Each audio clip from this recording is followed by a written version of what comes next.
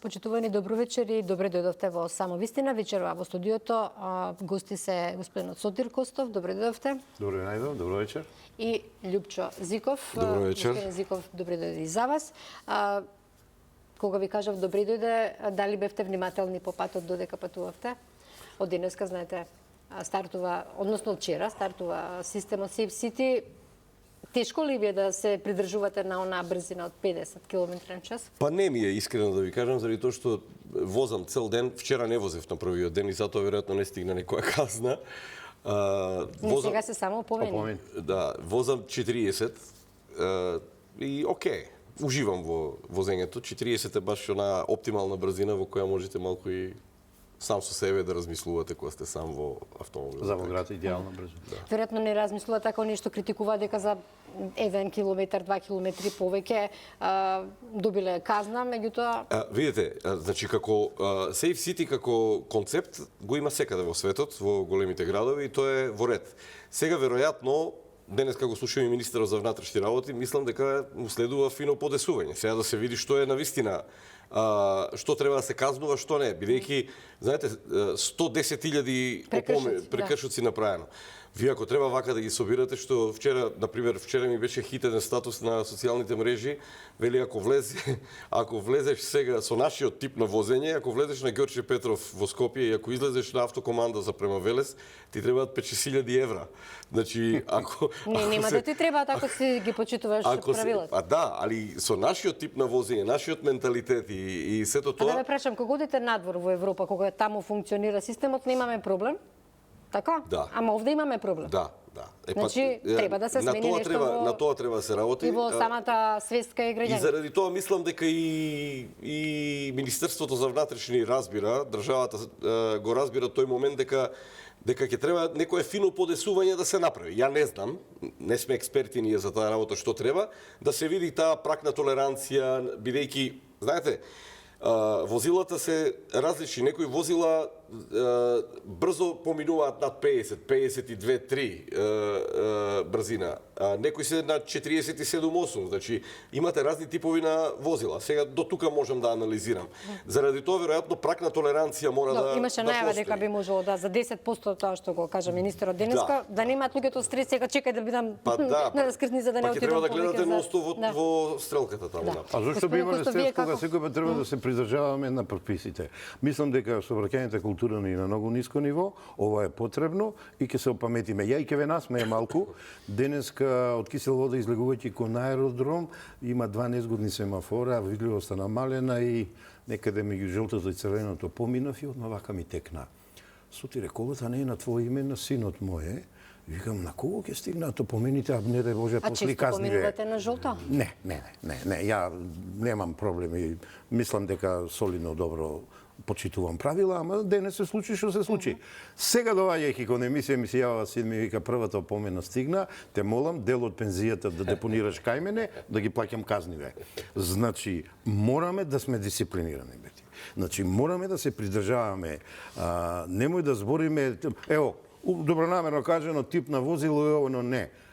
Каков е типот и кодот овде во главата. Или ќе се придржуваме кон сообраќајните прописи, како што секоја културна држава тоа го прави, или ќе ни се случува, а не да Боже да ни се случува, она што ни се случуваше на Партизанска, на Илинденска или на некои други работи од пребрзо возење, и не е само пребрзото возење, непочитување на црвено светло, непочитување на пешачки и така натаму. Мислам дека културата мораме на повисоко ниво сообраќајна да дигнеме. Ако ми дозволите на оваа тема, значи оваа тема со Safe City претпоставувам дека ќе отвори некои други прашања, значи во иднина.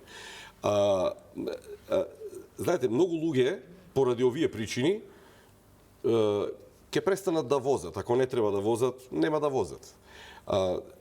Меѓутоа ќе се постави прашањето каков ни е јавниот транспорт, квалитетот на јавниот транспорт. Работите ќе морате да ги обавите во текот на денот. А ова пружа една шанса за нас. Значи, ако профункционира кој што треба, Safe City, ќе му дадеме нели време.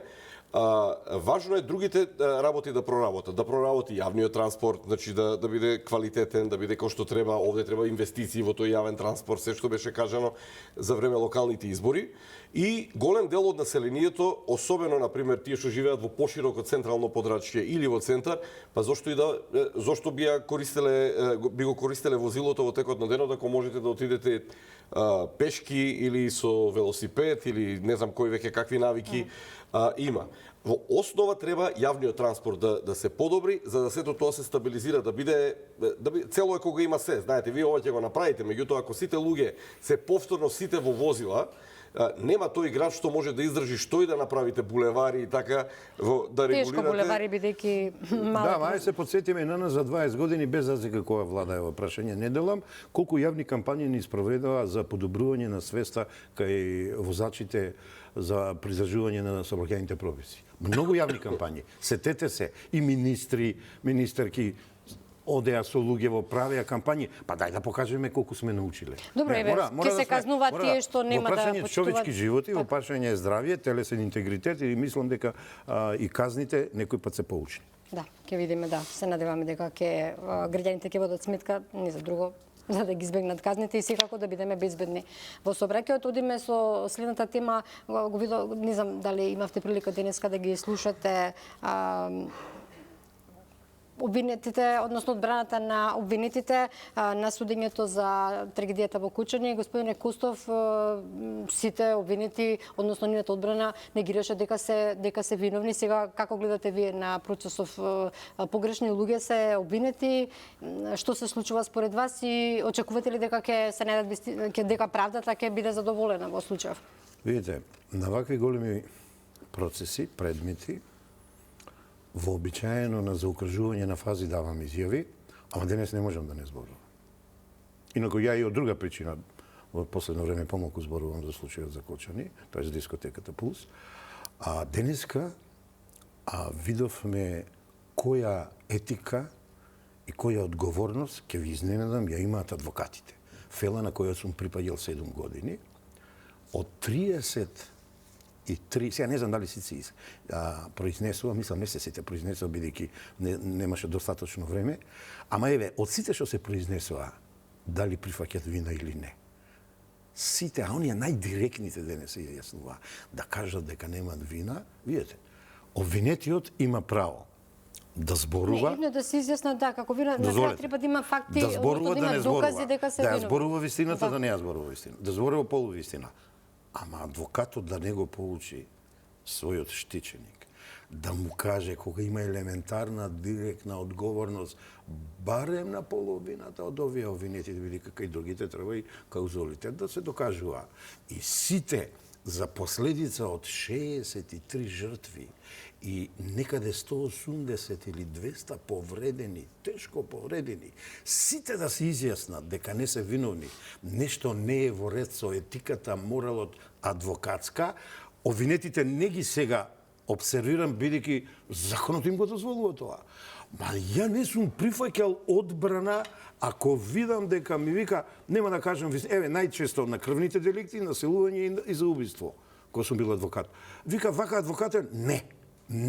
Ќе кажеш вистината, ќе видиме при секој кривично дело Зиков. Имаш олеснителни околности, имаш отежителни околности. Ќе се потрудиме да најдеме олеснителни околности, ќе се потрудиме. Ево држањето во тука олеснителни околности за самото кривично дело нема да има, ама држањето твое во предистрага, во постапка, по жалбена постапка и тоа покажува нешто. Дали имаш етика, немаш етика, дали си одговорен, дали не си одговорен човек и така натаму. И ниеден адвокат, пазите, ниеден адвокат да не го поучи својот штиченик, ја мислам ова е брука и срамота, дури вечерва меве. Но што со констатациите еве сега дека е правно неосновано обвинението, дека селективна и политички е мотивирано? Тоа е друго. Политички мотивирано обвинение. Држат ли овие? Не внесуваш во дискусија, а не сакам во таква дискусија предметна. Еве вака, не видовте кои се исказите? Криви се институциите и криви се некои повисоки инстанции. Значи, Тоа е еден вид договор. Ја многу добро знам А психологијата. не ли се виновни и повисоките инстанции? Ма чекај се, немој да преюдицираме бети. Има обвинети таму, те молам бети.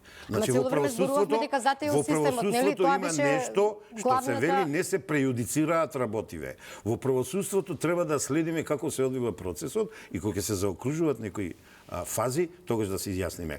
Како сега нели се виновни, кога ние имаме обвинети таму? Значи, ние сега ќе ги третираме обвинетите. Во обвинетите, сакаш да ти бројам колку институции се обвинети и нивните прави Тоа луѓе. горе-долу јавноста тоа го знаеме, Зошто тоа- бегаме? да. Зошто бегаме? Значи таму имаме министри, таму имаме директори на ДСЗ, таму имаме началници. Како тоа немаме? Имаме. Ама гледајте ја вие или само ја гледам, ба добро, ја и секој пат сакам да сум посебен.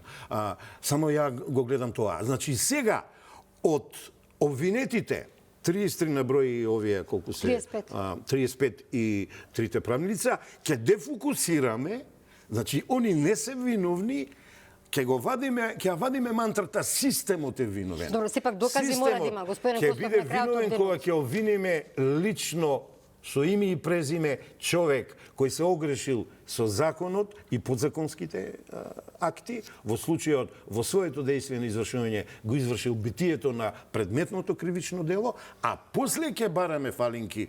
И јас за некои работи не сум сигурен Да, дали видовме сите дека во едно минатата кривично недела дело имаше треба да 11 бидат. инспектори. Али ве мола, Дуја пат ќе се проширува, претпоставувам, са ве мола. обвинени И пазите кој договор го гледаме јуредови. Членовите на бендот биле криви само. Не, ова сум згрозен од денес. Кој што сака нека се наљути, еве им фрлам ракавица на адвокатите, нека дојдат, ама ја ќе дојдам со една книга од Анри Рено. Тоа е член на Француската академија, напишал книгата Адвокат 1940 година, па ќе им одржам лекција каков треба да биде ликот на адвокатот, а после ќе зборуваме за обвинетите. Да, во големите Обвинетите се трагедии, да, обвинети. господине Костов, вие учествувавте во една комисија за атентатот на поранишниот председател Борис Трајковски. Значи, повторно. за вакви големи трагедии имам впечаток дека никогаш не се доаѓа до вистината, да бидеме сега Се доаѓа. оптимистични дека еве овој пат ќе во овој случај со оваа трагедија каде што кажавте 6. Не е баш атентат. Да, атентатот. Ама не, има тука елементи. Бидејќи таа комисија беше требаше да го да, не се изјасни точно. Да, дозволете ми да кажам. Вие истражувавте дали имало сомнителни околности, во таа смисла кажав да. Не, право вака. Јас собирав докази да се отвори истрагата. Други меѓународни експерти, на чело со Кулич, од 7 државни врвни експерти, истражија и кажаа директни и индиректни причини. И овде има, и во овој случај. Кажаа директните причини се фокусирани на управувањето со авионот од страна на пилотите, ама индиректните причини се во тогашната управа за цивилна водна пловидба, тогашното СОЗР дел од владата, како е одржувани целокупната папирологија за авионот, неисправните инструменти во ДМИ за слетување, ве молам, за слетување на кај Мостар и неисправната процедура за слетување која била за воени летела, е дадена на авион кој има цивилен лет. Еве ги причините. Се е истражено, кога почнавме да објавуваме, заев ги почна бомбите и ние се повлековме. 26-та година е прекрасна година, кога повторно ќе ги објавиме причините за како ни загина председателот Трајковски и ќе видите дека се Да, имаше многу теории на заговор, да. Нема теории, се е докажано. Така. Со факти, со документи, со видеоснимки, со аудиоснимки, со експертизи се е докажано. Јасно. Поентата ми беше дали за големите нестреки јавноста секогаш ќе остане без конкретен одговор што на Тоа вистина за се Киро случило. Глигоров може да се каже за председател. Годинава имаме 30 години од обидот за атентат. За атентатот, да. А за Трајковски е поинаква ситуацијата. Не Сотир Костов.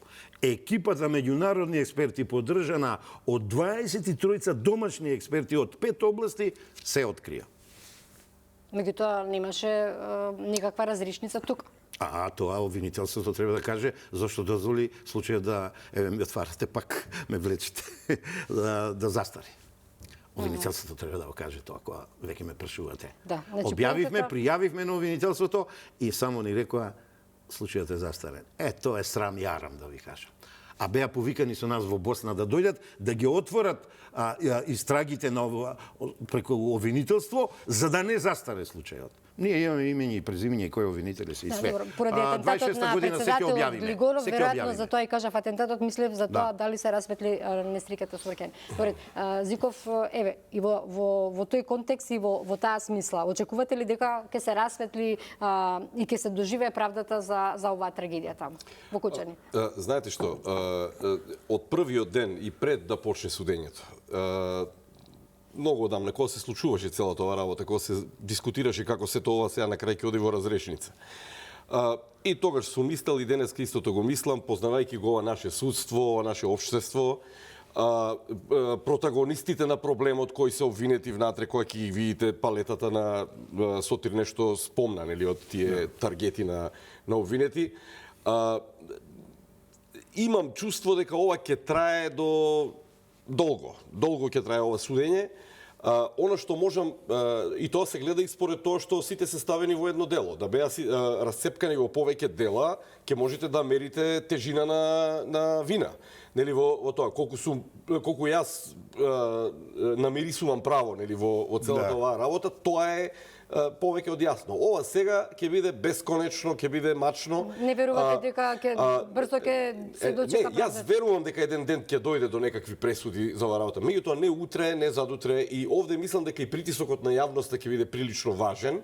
Во тоа, она што го исчитувам од ова денеска, се согласувам дека ова беше срамно да се гледа денеска, да никој не прифати дури од најдиректните протагонисти на проблемот внатре, од собственикот на дискотеката, од тие што биле, да не чувствуваат и грам вина или малку и жалење да се каже. Добре, искажаа жалење сите, не е во ред, спорно. меѓутоа кога ја гледате големата слика на денот, не е тоа. Овде јас ќе кажам вака, без разлика адвокатите на крајот на денот се платени да ги штитат обвинетите. На висина на задачата треба да биде обвинителството. Значи Апсолутно, и судството во пресудувањето, така. Во таа фаза кога ќе се носат пресудите, судството, да. Меѓутоа, сега во таа доказна постапка кога имате обвинети, обвинителството мора да биде прилично подготвено да ги извади тие аргументи на виделина пред јавноста, значи пошироката јавност, за да може тој амбиент да се направи. Мора да се направи во едно општество, ние го гледаме тоа од американските филмови, во американската стварност е така. Гледате, цели филмови играни се направени за случаи, така, за случаи за тоа и тоа. Ја мислам дека можеби и ќе доживееме ние закочени и филм да се снима еден ден за тоа што се случувало таму. Меѓутоа да ги вадете ДНК дека се виновни, кога таму не може никој да ви докажува сега колку се они виновни, така? Тоа не постои. Значи, да го правите тоа и да целата енергија сега навидум оди према таму, за еден ден да се каже, видете, тоа е организацијата на концертот таа вечер, тие се виновни и така натаму, ако до тоа дое, тоа би било срамота, значи во целата работа. Ние не треба да заборавиме една работа. И овде сме го дискутирале во ова студио повеќе пати тоа. Македонското општество со Кочани доживеа врвна катарза. Значи, се 34-5 години независна држава. Сме имали вакви и такви проблеми. Сме имали и атентат врз председателот Глигоров. Сме имали и несреќа на другиот председател Борис Трајковски. Сме имале катарзи. Меѓутоа, ова е врв. 63 мртви и имате уште 250-300 повредени, што не знаат до крајот на животот како ќе го поминат. Имате травматизиран град, родители. Значи, ова општество мора да смогне сили, тоа не го гледам сега, не го гледам цела Македонија да се соочи со таа катарза на Кочани. Значи, од Охрид до Крива Паланка, од Гевгелија до Куманово, мора да се соочат сите со тоа. Ние треба да живееме. Вие гледате Србија за слична несреќа во Нови Сад, каде што имаше помал број на жртви, 15, меѓутоа и една е многу. Цела Србија е на нозе. Ние може да дискутираме тоа Вучич, систем, авторитарен режим и сето тоа. Меѓутоа луѓето се разбудија, таа емпатија ја покажаа, го соочија целото српско општество со проблемот. Значи бараат правда. Точно е, таму мислам дека уште и судски процес нема почнато за тој случај. Меѓутоа, но ако излегуваме да бараме правдата преку улицата, тогаш верувам дека Не велам преку улицата, не велам преку улицата. Велам и медиумите, и јавноста, и да прашуваме, и да критизираме Ве правиме кога тоа, треба. го правиме. Апсолутно. Секако дека судот треба Не, да си води апсолутно. сметка за докази така натаму. Ние не прејудицираме како ќе пресудуваат и одлучуваат, меѓутоа правда да има. Потенцирам на тоа дека ни треба, според мене, ни треба повисоко ниво на разбуденост на општеството за овие работи. Значи, видете, имате вие мирни протести на родителите, така? Тие излегуваат, како им се вика тоа акцијата? Марш на ангелите. Маршот на ангелите. Значи, не може вие во Кочани има, да ми простите, двајца без тројца се собираат таму, родителите, и ова, ајде уште нешто, во Скопје имаше мал број на луѓе кои доаѓаат. Ние мораме да ја покажеме таа емпатија како народ во овој момент. Еве сега, например, денешниот ден е добра причина да се соберат луѓето и да едноставно е така да шетаат низ улиците. Ништо не треба да прават. Меѓутоа, ние мораме да покажеме чувство како општество за тој проблем.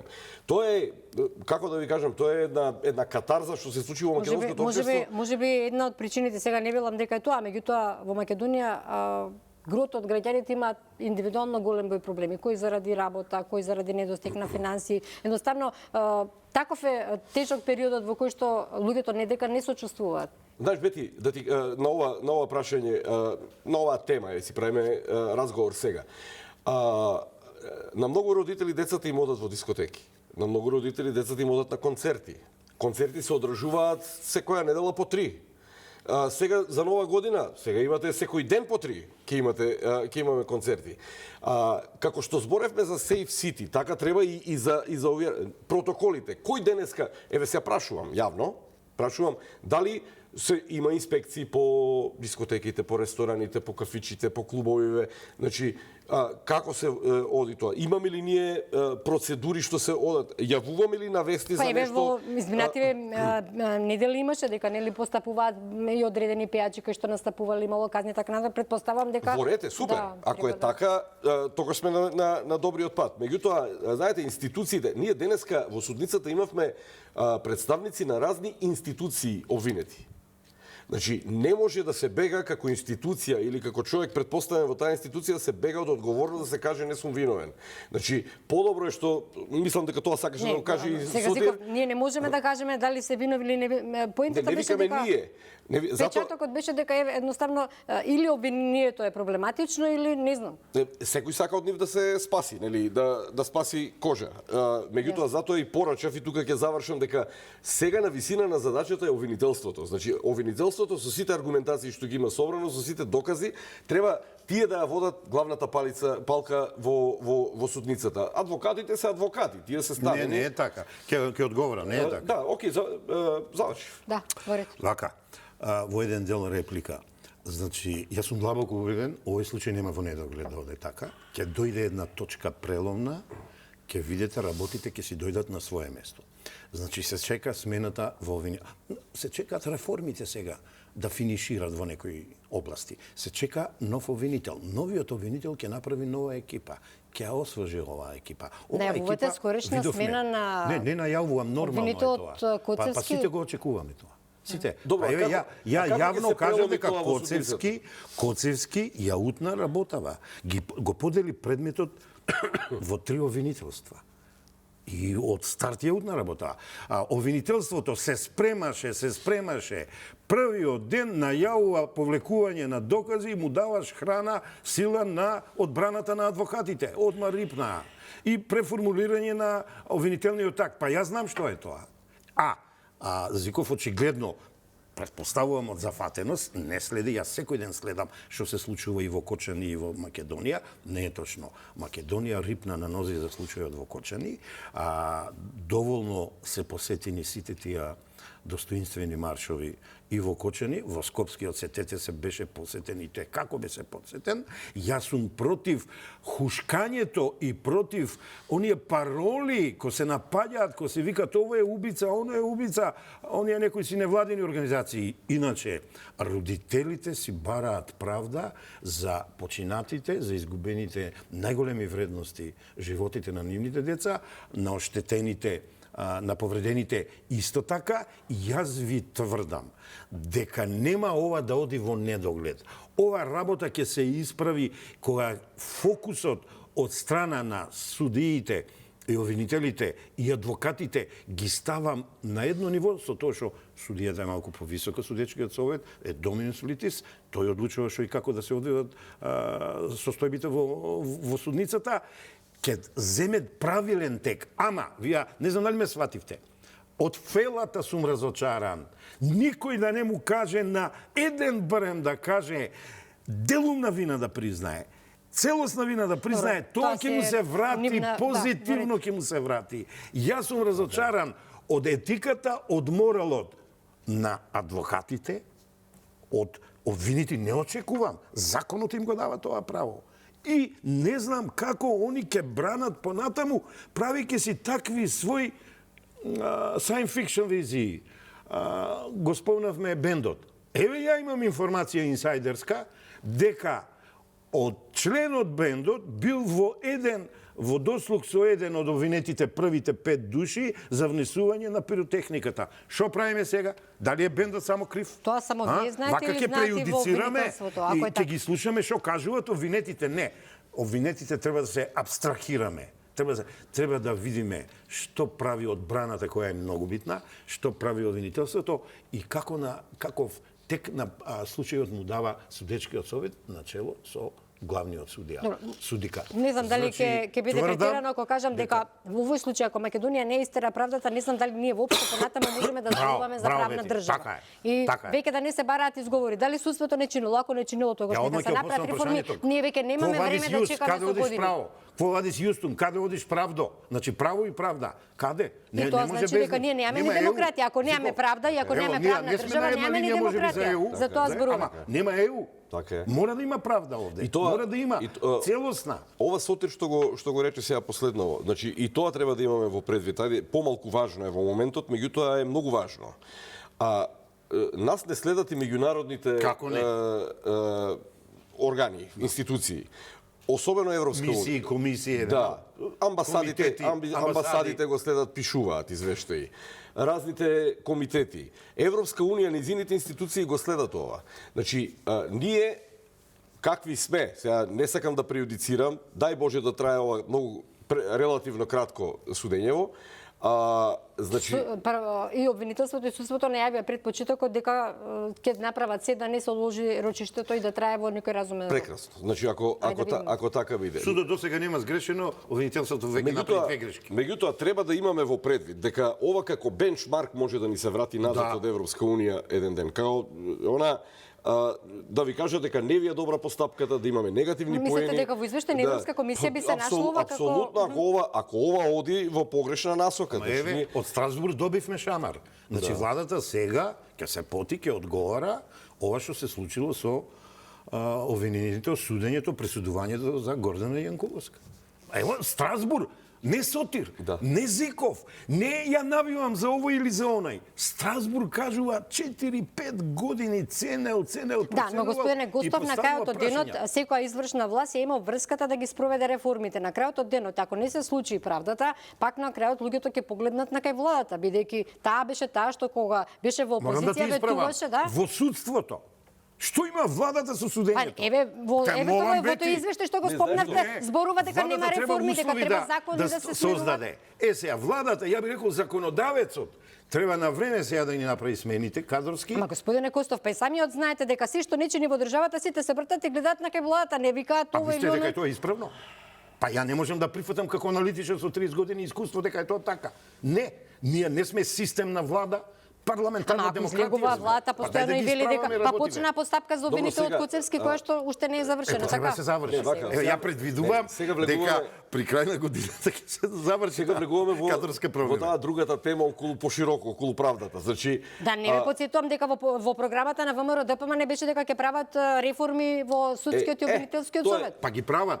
Деле кои се спротивставува опозицијата и видни професори кои велат не може вака да се меша владата. Ај сега одговорете ми вие, господјо.